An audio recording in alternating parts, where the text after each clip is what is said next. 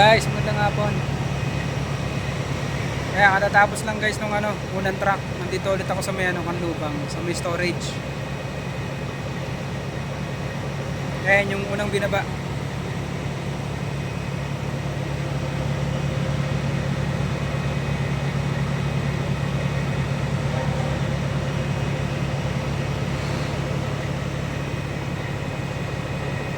Waiting na lang ako guys doon sa advice nung yung pangalawang truck.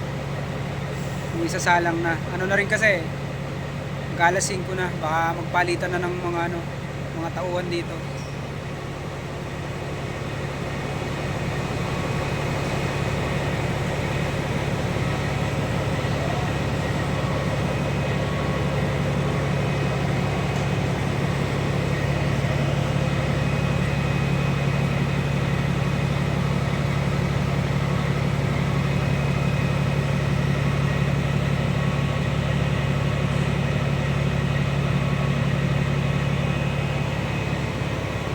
Yung isa guys, nasa dulo pa. Doon sa parking area. Guys, pakita ko na lang mamaya sa inyo yung isa pa. Bali, overtime ako ngayon guys. Hindi ko naman to pwedeng iwanan eh. Yung isa pa eh.